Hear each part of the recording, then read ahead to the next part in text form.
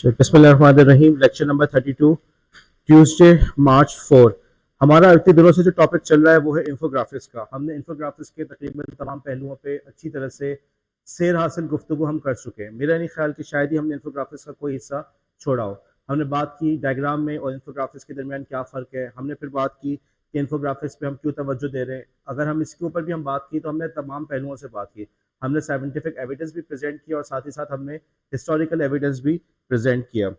उसके बाद फिर हमने उसको 21st सेंचुरी स्किल से रिलेट किया और मेरे ख्याल में इस पॉइंट पे पहुंच के आप लोग इस बात को आप लोगों ने रियलाइज़ किया होगा कि ये हमारा कितना ये जो हमारा 21st सेंचुरी स्किल फ्रेमवर्क है वो कितना विजनरी और कितना इंपॉर्टेंट फ्रेमवर्क है कि हम कोई सा भी टॉपिक उठाते हैं तो उसके अंदर हमें 21st सेंचुरी स्किल्स नज़र आते हैं।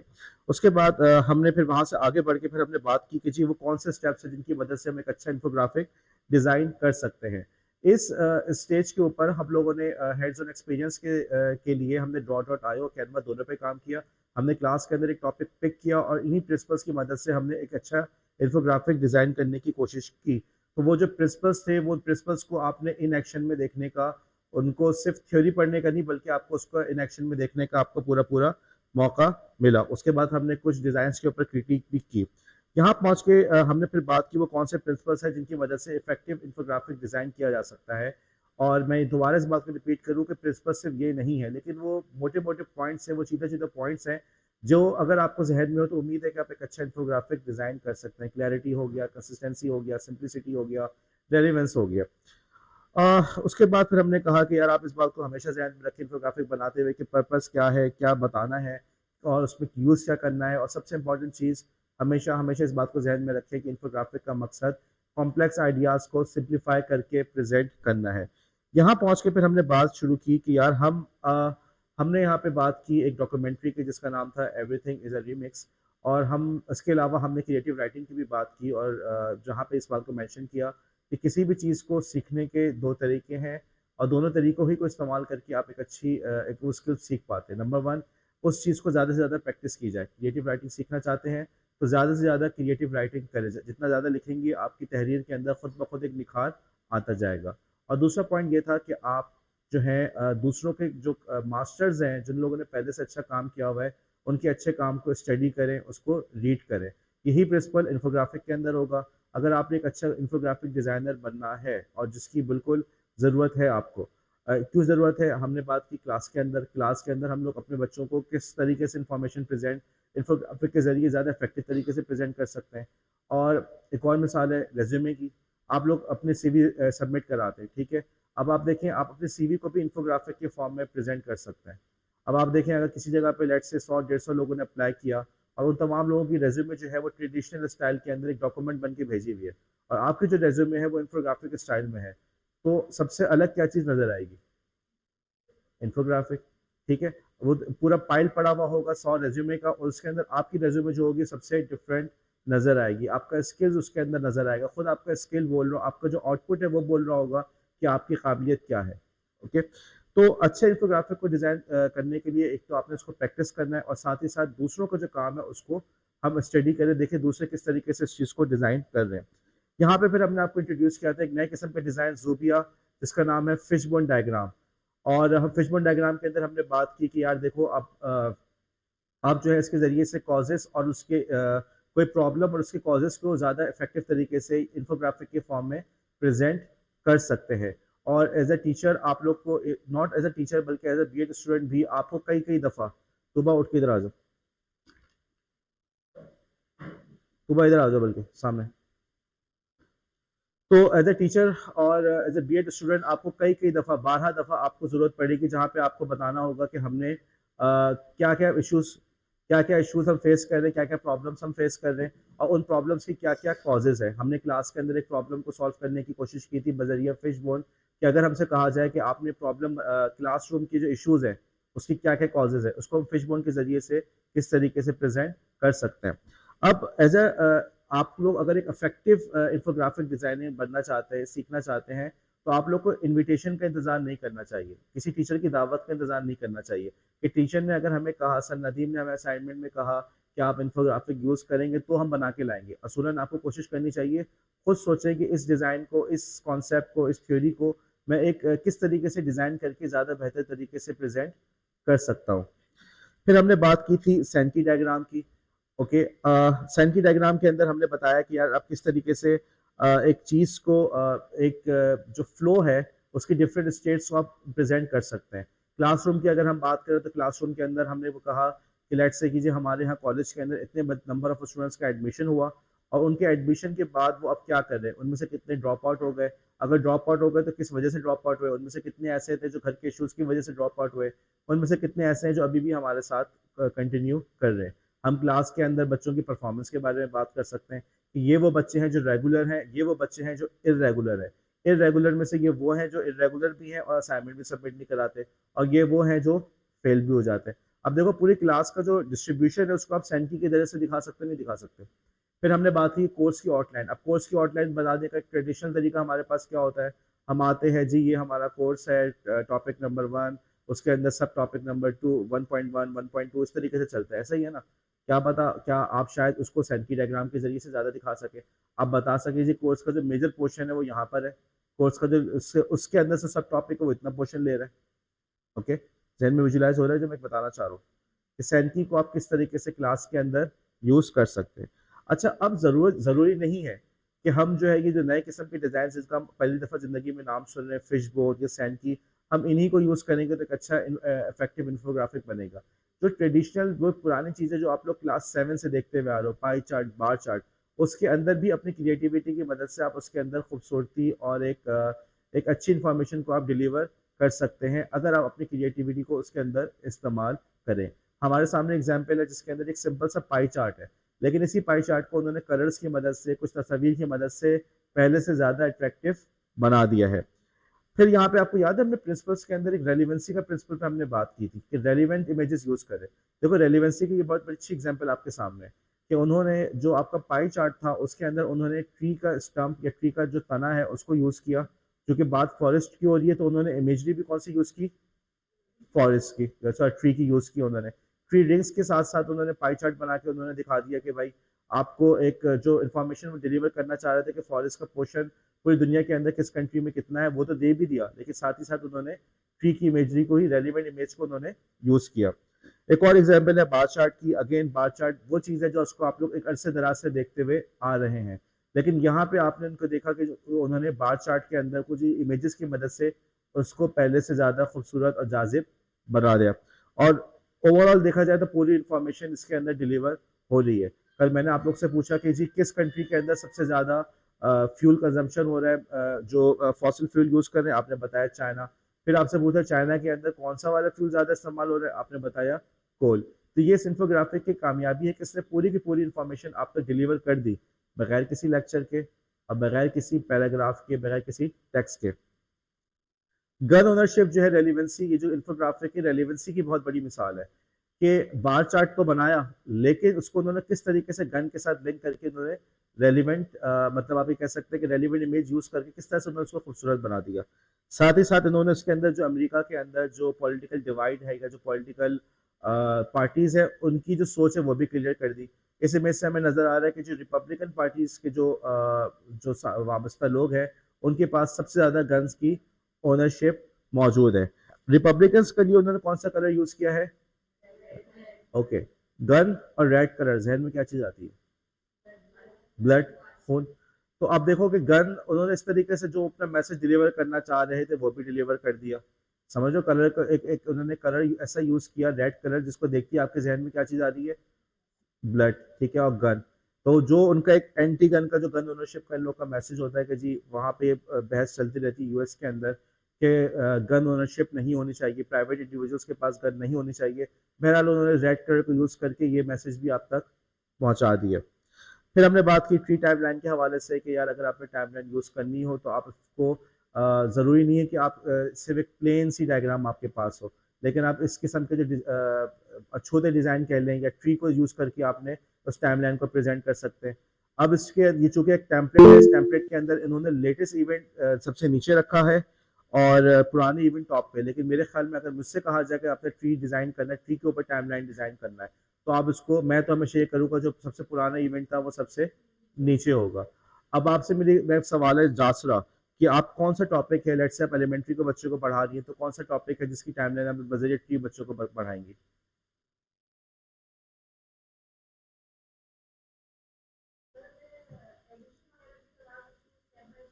ओके, अभी टाइमलाइन की बताओ, टाइमलाइन के बारे में।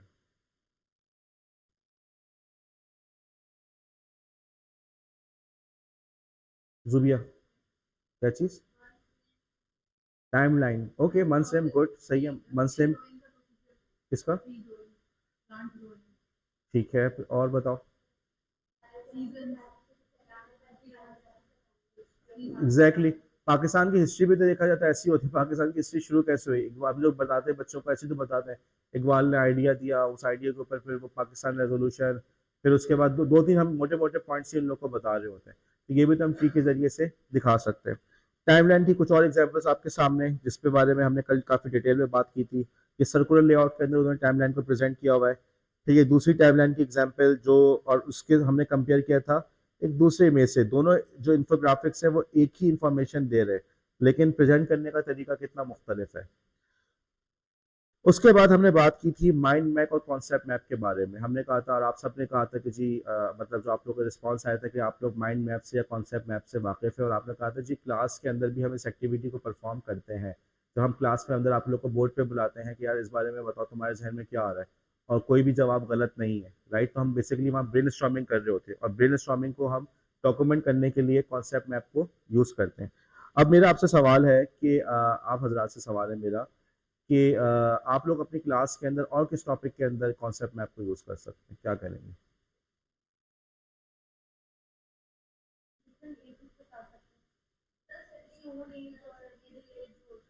अच्छा, और बताओ, जुबिया। चलो एक एग्जांपल देखो, ये देख रहे हो, ये तुम लोग को एक कॉन्सेप्ट मैप है, ठीक है।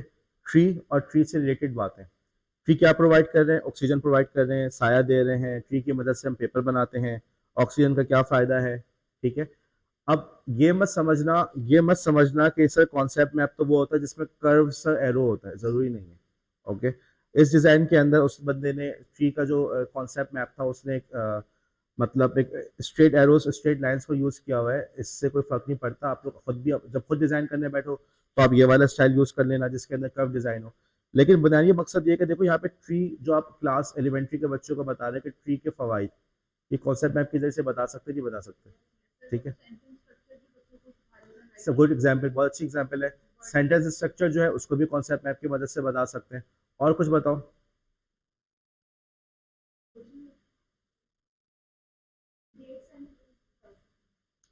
चलो ठीक है, और चलो मैं एक और एग्जाम्पल देता हूँ। ये क्या है? तूबा सिद्दीकी, क्या चीज़ है ये?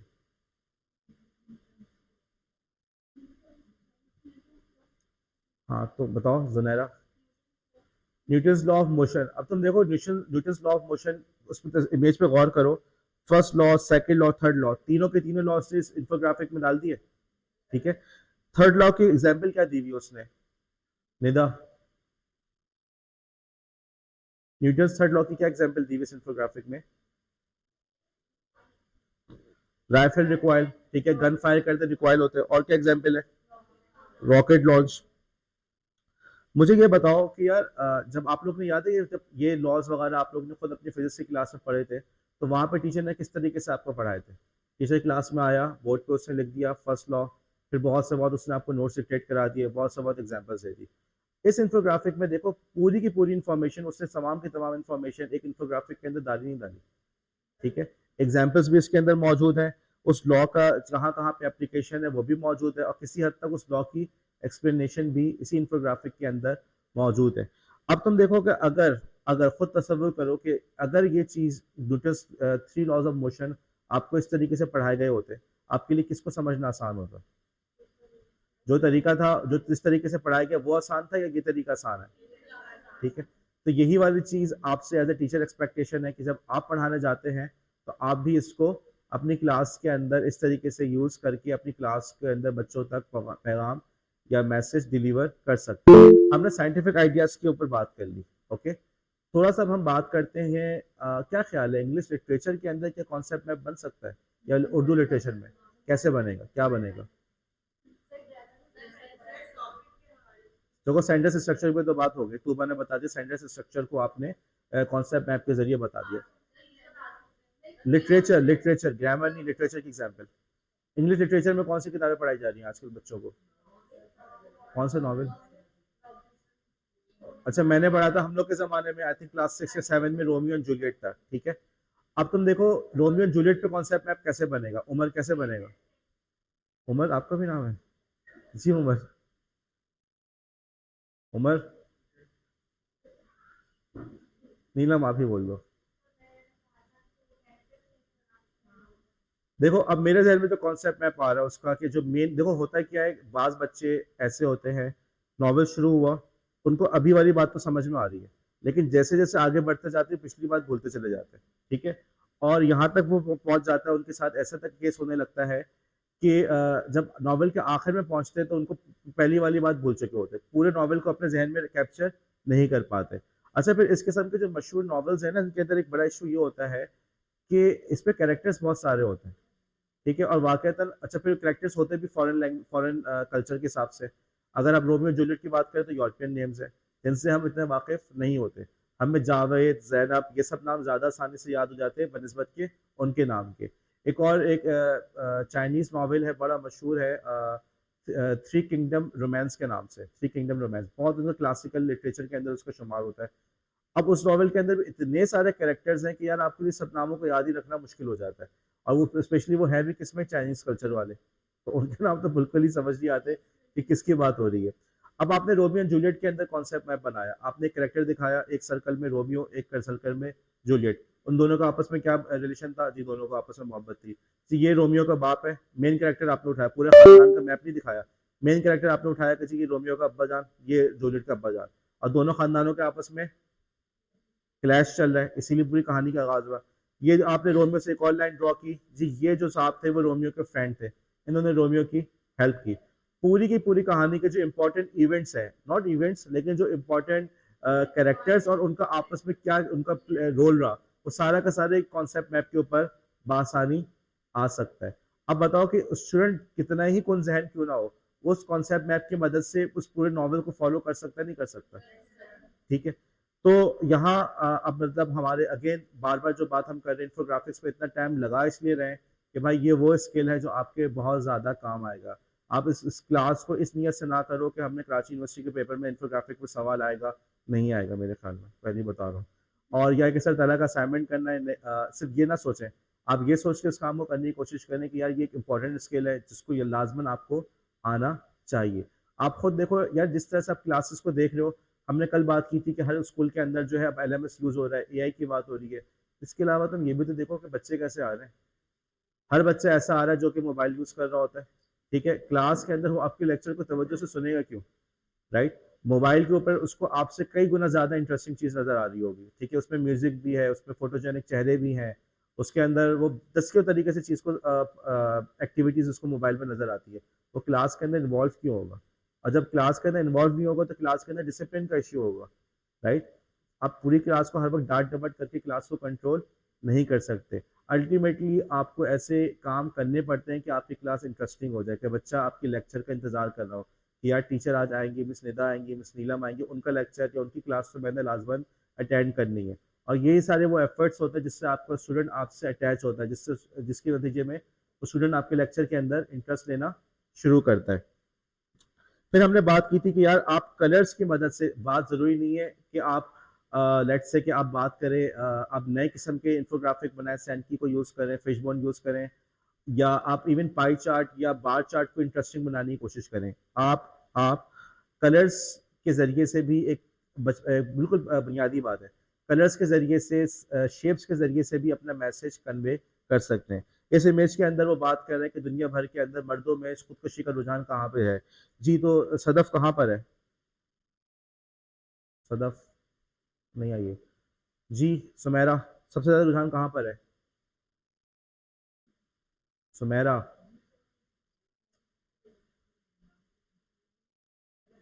रशिया, कैसे पता चला?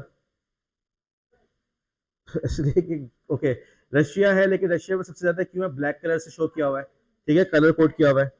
ये एक और इंफोग्राफिक है जिसके अंदर उन्होंने अमेरिका के अंदर मौजूद सियासी रुझान को शो किया है कि जी ट्रंप के वोटर्स कितने थे और कमाला हैरिस के वोटर्स कितने थे, और कितने वो लोग थे जो कह रहे थे कि हम किसी भी तीनों दोनों में से किसी को भी वोट नहीं देंगे। ज्यादा तादाद किसकी है उरूसा? इन्फोग्राफिक को देख के मुझे बताओ ज्यादा तादाद किसकी है?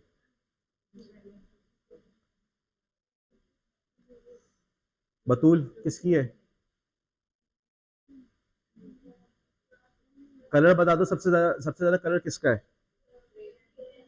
ये जो ग्रे सा कलर है ये वो लोग हैं जो किसी को भी दोनों में से किसी को भी वोट देना नहीं चाहते थे। ये वो लोग हैं, इंडिपेंडेंट नहीं बल्कि वो लोग जो ना डोनाल्ड ट्रंप को वोट देना चाहते थे ना कमाला हैरिस को। इमेज के जरिए से मैसेज कन्वे हुआ, तस्वीर की मदद से।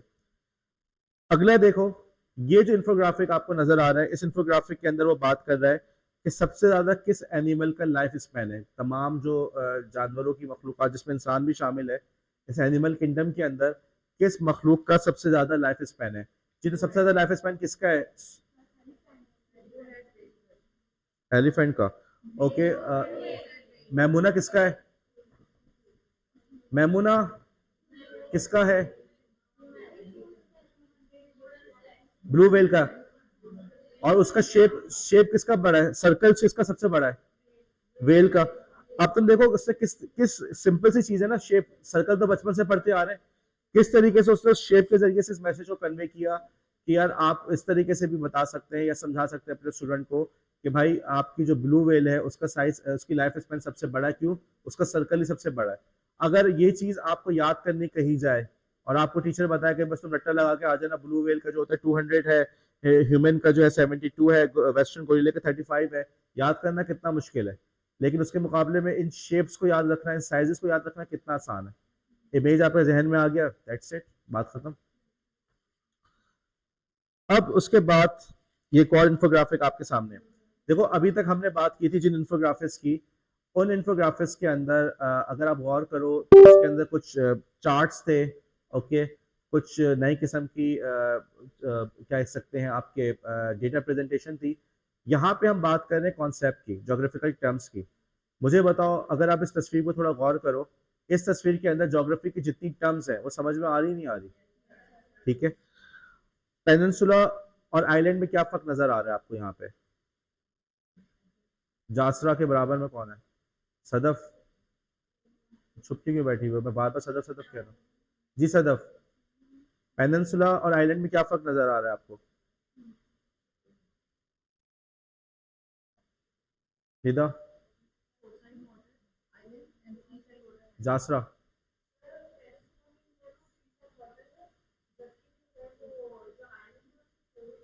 फोर साइड वाटर है, ठीक है।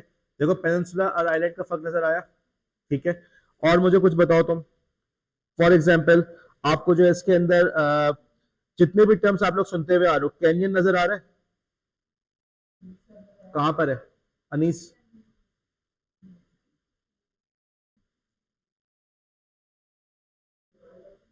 राइट, ठीक है, बिल्कुल।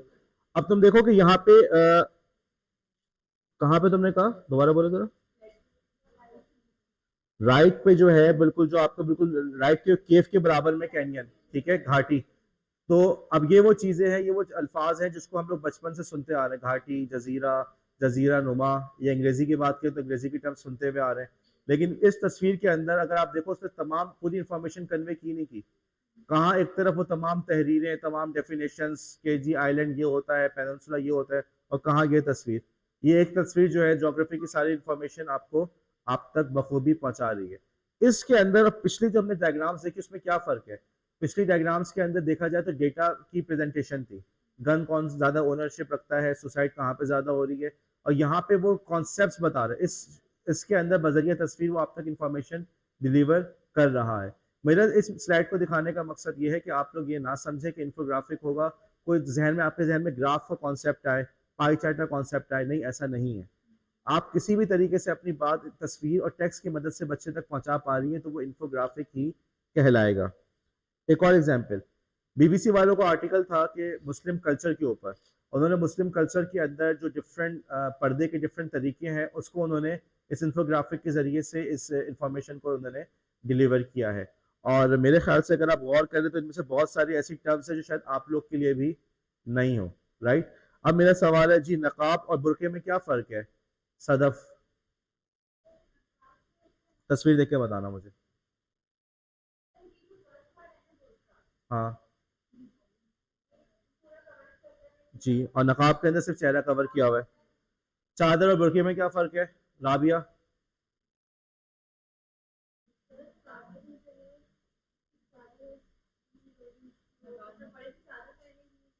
क्या बड़ा यार, चेहरा नजर आ रहा है, चादर के अंदर चेहरा नहीं ढापा हुआ। ठीक है। देखो, जो इन्फॉर्मेशन थी उन्होंने डिलीवर की नहीं की।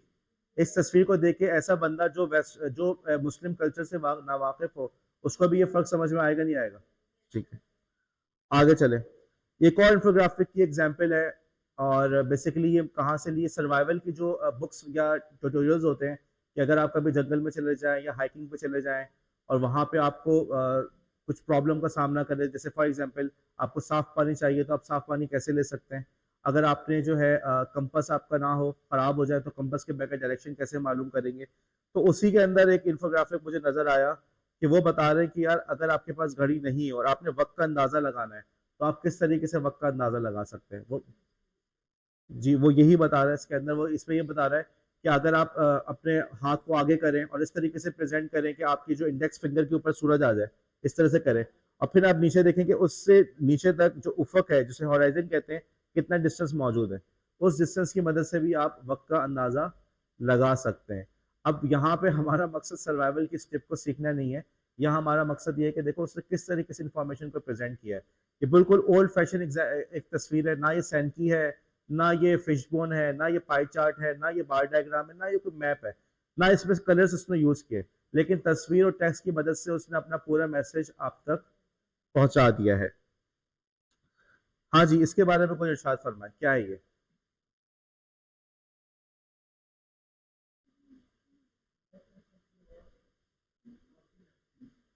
दुनिया में कौन कौन से कॉन्टिनेंट्स हैं? जुनैरा, कॉन्टिनेंट्स के नाम बताओ। सुनहरा कॉन्टिनेंट्स उसमें नहीं लिखे हुए, तुम अपनी मेमोरी से नाम बताओ, कौन कौन से कॉन्टिनेंट्स हैं दुनिया में? बर्रे आजम, हाँ। ओ, चाइना और? ओके, फिर यूट्यूब, जो यूट्यूब पे देख रहा हो उसके लिए बता दो कि सुनहरा का जवाब गलत है, चाइना कॉन्टिनेंट नहीं है। सुमैया? ठीक है, एशिया अफ्रीका, चले इतना तो समझ में आ गया। ठीक है, इन्हें कहते हैं कॉन्टिनेंट। ओके। अब मुझे ये बताना है कि दुनिया का सबसे बड़ा कॉन्टिनेंट का नाम क्या है? मैमूना? एशिया? North America? एक दफा फैसला कर लो। दुनिया का सबसे बड़ा जो बर्रे आजम है, सबसे बड़ा जो कॉन्टिनेंट है, वो है अफ्रीका। कैसे? इस तस्वीर में देखो। इस तस्वीर के अंदर उन्होंने दिखाया है अफ्रीका को। अब वो बता रहे हैं कि जी चाइना कितना बड़ा मुल्क है। चाइना पूरा का पूरा उठा के तो चाइना को अफ्रीका पे रख दो। इंडिया कितना बड़ा मुल्क है? तो वो इस तस्वीर के जरिए बता रहा है कि India, China, Japan, Greece, Eastern Europe, US, okay, जिसको अभी उमर कह रहे थे क्या, Northern America, North America, Switzerland, Belgium, France, Spain, Portugal, Netherlands, Italy, UK, Ireland, Austria, सारे के सारे ममालिक आप डाल के अफ्रीका पे रख दें, तब भी जगह बच जाएगी। ओके, इतना बड़ा अफ्रीका है। अफ्रीका इतना बड़ा है कि चाइना और इंडिया तब उसको भी ला के रख दो तो भी जगह बच जाती है। अब देखो एक तरीका पढ़ाने का। Africa is the largest continent in the world, इस area is so and so 1000 square kilometre. एक तरीका ये। हाँ जी बेटा, कल याद करके आ जाना, क्यों नहीं याद किया तुमने? और एक तरीका इस तरीके से इंफॉर्मेशन डिलीवर करना।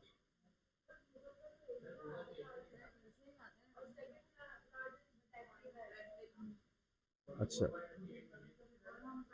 चले चले, मेरी इंफॉर्मेशन गलत है। एशिया सबसे आप क्या है, एशिया लार्जेस्ट है, लेकिन यहाँ पे जो बात है कि अफ्रीका खुद कितना बड़ा कॉन्टिनेंट, खुद कितना बड़ा कॉन्टिनेंट है कि कई ममालिक एशिया के जो बड़े बड़े कॉन्टिनेंट्स हैं, वो सारे के सारे आके अफ्रीका के ऊपर फिट हो जाते हैं। चले ठीक है, दोबारा बात को रिपीट करते हैं। कि एशिया जो है वो दुनिया का, सॉरी, अफ्रीका दुनिया का सेकंड लार्जेस्ट कॉन्टिनेंट है। लेकिन इतना बड़ा कॉन्टिनेंट है, इतना बड़ा कॉन्टिनेंट कि कई बड़ी बड़ी कंट्री एशिया की आप उसको मिला के रख दें तो भी जगह बच जाती है। जो मैसेज मैं यहाँ डिलीवर करना चाह रहा हूँ कि देखो, इसी बात को एक तरीका क्या था कि Africa is the second largest, ठीक है, और दूसरा आपने उसको स्क्वायर किलोमीटर याद करवा दिया, एक तरीका ये और दूसरा तरीका ये, कौन सी चीज ज्यादा जहन में रहेगी? उम्मीद है आप भी इस बात को नहीं बोलेंगे कि अफ्रीका कितना बड़ा कॉन्टिनेंट है। अब उसके बाद फिर दोबारा ये टॉपिक आप लोग के साथ किसी हद तक मैंने कवर कर लिया था कि हम किस तरह से एब्स्ट्रैक्ट कॉन्सेप्ट्स को, एब्स्ट्रैक्ट आइडियाज को भी हम प्रेजेंट करें। एज ए टीचर सिर्फ और सिर्फ आपका काम अपने इन्फोग्राफिक के जरिए से नॉलेज डिलीवर करना नहीं होगा। आपने सिर्फ ये नहीं करना होगा कि आपने जो है अफ्रीका के बारे में फैक्ट्स एंड फिगर बच्चों को याद दिलाने, या जोग्राफी की टर्म्स याद दिलानी है, या इंग्लिश लिटरेचर का आपने कॉन्सेप्ट मैप देना है। बाज दफा एब्स्ट्रैक्ट आइडियाज भी आपने अपने स्टूडेंट्स को बताने समझाने होते हैं। बेटा मेहनत नहीं करोगे तो कामयाब नहीं होगे, बेटा रेगुलर कॉलेज में नहीं आओगे, स्कूल में रेगुलर नहीं आओगे तो तुम्हें उसकी वजह से तुम्हें खमियाजा भुगतना पड़ेगा, तुम्हारी एजुकेशनल लाइफ मुतासर होगी, और मुमकिन है आगे चल के भी तुम्हें अपनी प्रैक्टिकल लाइफ में भी उसके असरात भुगतना पड़े। बेटा बड़ों की इज्जत नहीं करोगे तो कामयाबी नहीं मिलेगी। अब सवाल ये होता है कि हम इस किस्म के एब्स्ट्रैक्ट कॉन्सेप्ट्स के ऊपर किस तरह से इन्फोग्राफिक्स बना सकते हैं। और अगेन यहाँ पे फिर मैं जो अच्छे डिज़ाइन जिन लोगों ने पहले से डिज़ाइन किया हुआ है, मैं उसको उन्हीं की एग्जांपल्स दूंगा। ये जो साहब है, इनका इंस्टाग्राम के ऊपर अकाउंट है, आप में से अक्सर लोग इंस्टाग्राम को यूज़ करते हैं। मैं सजेस्ट करूंगा कि आप इनको इस नीयत से फॉलो करें कि इनकी इनकी डिज़ाइन को देख के आप लोगों को सीखने का मौका मिल सकता है। अब यहाँ पे जो डिज़ाइन है, इस डिज़ाइन के अंदर वो क्या बात कर रहे हैं हुमा?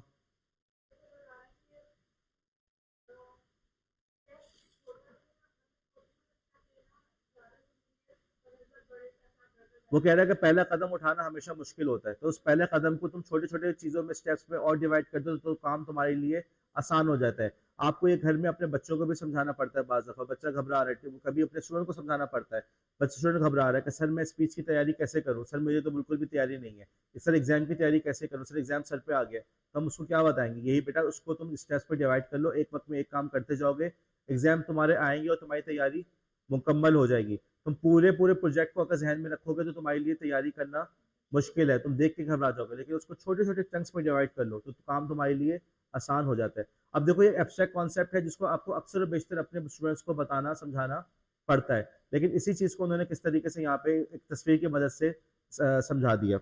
हाँ जी, यहाँ पे बात क्या कर रहे हैं बतूल?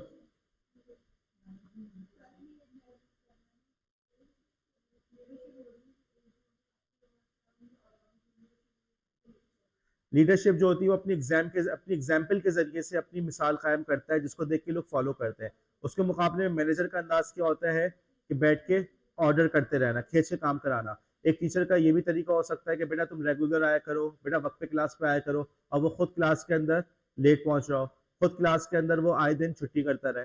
ऐसे टीचर किस तरीके से बच्चों को ये कह सकता है कि तुमने रेगुलर स्कूल में या कॉलेज में आना है? लेकिन अगर वो खुद टीचर जो है रेगुलर आएगा, या खुद जो है वो वक्त की पाबंदी करेगा, तो बच्चे के अंदर ये चीज पैदा होगी नहीं होगी? तो ये लीडरशिप की एग्जाम्पल है कि बच्चा ऐसा, टीचर ऐसा हो, या लीडरशिप की एग्जाम्पल ये कि यार आप अपनी मिसाल से दूसरों के लिए, अपने किरदार से दूसरों के लिए मिसाल बने। हाँ जी, यहाँ क्या बता रहा है जासरा?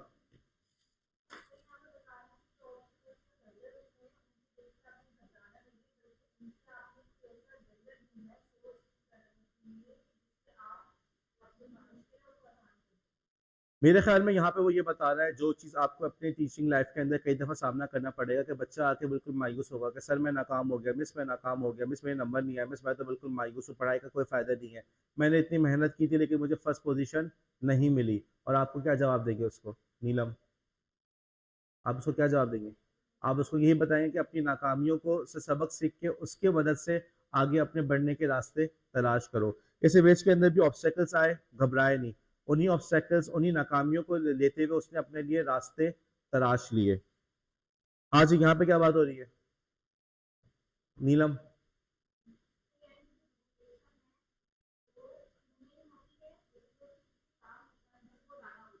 डिसिप्लिन होता है असल, किसी कामयाबी के पीछे मोटिवेशन काफी नहीं होती, डिसिप्लिन होता है। आप कोई भी चीज सीखना चाहते हैं, आप एक अच्छी क्रिएटिव राइटिंग सीखना चाहते हैं, आप जो है एक अच्छे डिजाइनर बनना चाहते हैं, आप एक अच्छा टीचर बनना चाहते हैं, आप जो है एक अच्छा अपने फिजिकल फिटनेस पे तवज्जो दे रहे हैं, तमाम चीज़ों के लिए अपने अंदर इंप्रूवमेंट लाने के लिए आपके पीछे डिसिप्लिन का होना ज़रूरी है। मोटिवेशन सिर्फ चंद किसी हद तक आपके काम आता है, असल जो चीज़ आपके काम आती है वो चीज़ होती है डिसिप्लिन। डिसिप्लिन इंसान को आगे लेके चलता है।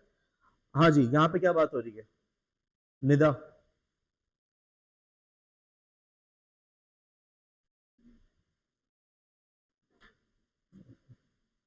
निदा क्या बात हो रही है? समर? हाँ तो क्या, मैं भी पढ़ लेता हूँ, मुझे भी इंग्लिश आती है, मैं भी जुबिया की तरह इंग्लिश मीडियम हूँ। जी तूबा सिद्दीकी, हमारी एक्सपेक्टेशन ये होती है कि जो कामयाबी का रास्ता है वो रास्ता बना हुआ होगा, लेकिन हकीकत में हमें कामयाबी का रास्ता खुद बनाना पड़ता है। अब मुझे ये बताओ, ये वो बात है जो तुम कितनी दफा अपने तलबा को समझाओगे कि बेटा कामयाबी का रास्ता खुद बताना पड़ता है, अपने तलबा को, अपने बच्चों को। अब इसी इमेज को, इस एब्स्ट्रैक्ट आइडिया को उसने किस तरीके से इमेज के जरिए डिलीवर किया है। हाँ जी, इस बारे में शायद फरमाए कुछ। रमशा क्या है ये?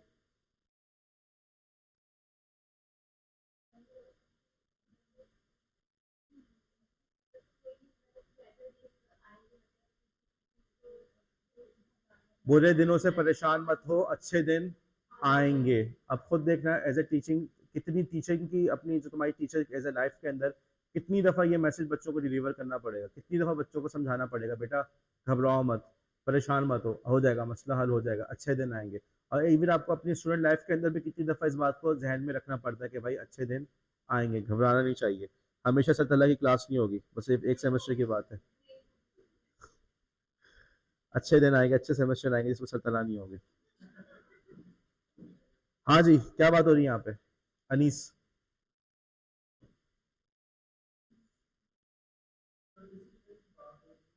हम्म,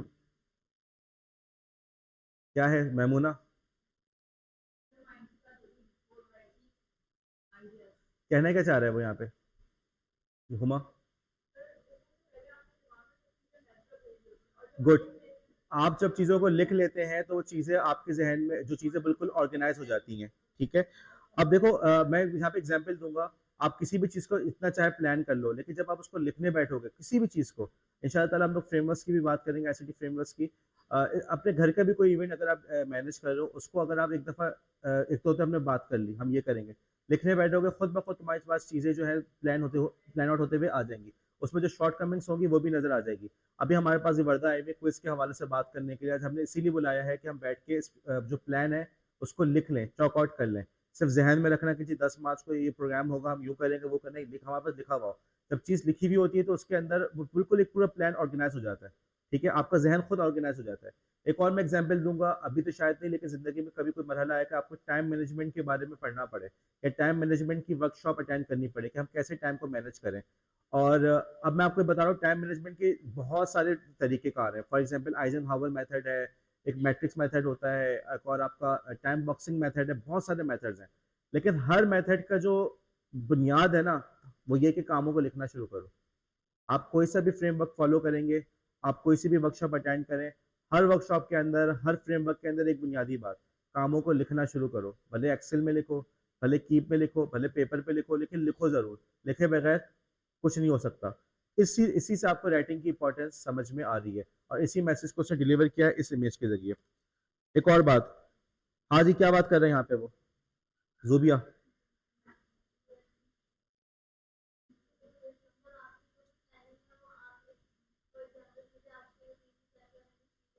हम्म। नहीं। और कुछ?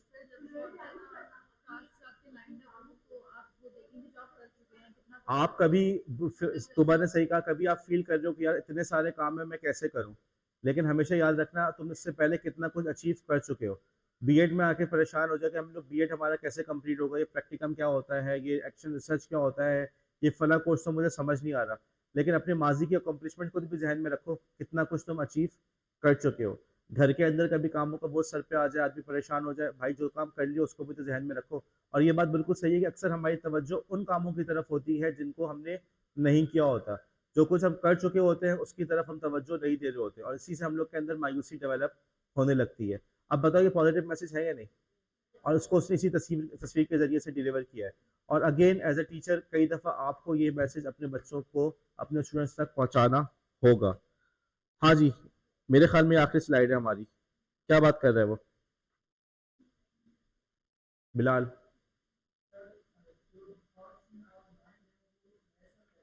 ठीक है, बिल्कुल गुड। जब हम चीज़ों को लिखने बैठते हैं तो वो चीज़ें बिल्कुल ऑर्गेनाइज हो जाती हैं। अब इंशाल्लाह ताला बस यहाँ पे क्लास हम खत्म कर रहे हैं और टाइम ज़्यादा हो गया। कल की क्लास के अंदर फिर हम कुछ और डिज़ाइंस के ऊपर क्रिटिक करेंगे और फिर हम बात करेंगे इन्फोग्राफिक्स की इंपॉर्टेंस क्या है, और साथ ही साथ इंशाल्लाह ताला हम लोग एक नया टॉपिक शुरू करेंगे जिसका ताल्लुक डिजिटल लिटरेसी से है। और मैं आप लोग को ये कहूँगा कि आने वाले क्लासेस के लिए अपने पास मोबाइल और डेटा पैकेज ज़रूर लेकर आइए। सिर्फ स्लाइड्स पे वो काम नहीं हो सकेगा, हमें वो प्रैक्टिकल काम करना है, ठीक है? और इंशाल्लाह ताला वो जो हम सर्च की अब बात करें वो भी एक इम्पॉर्टेंट स्किल होगा जो आपको फ्यूचर में बहुत ज़्यादा काम आएगा। Thank you.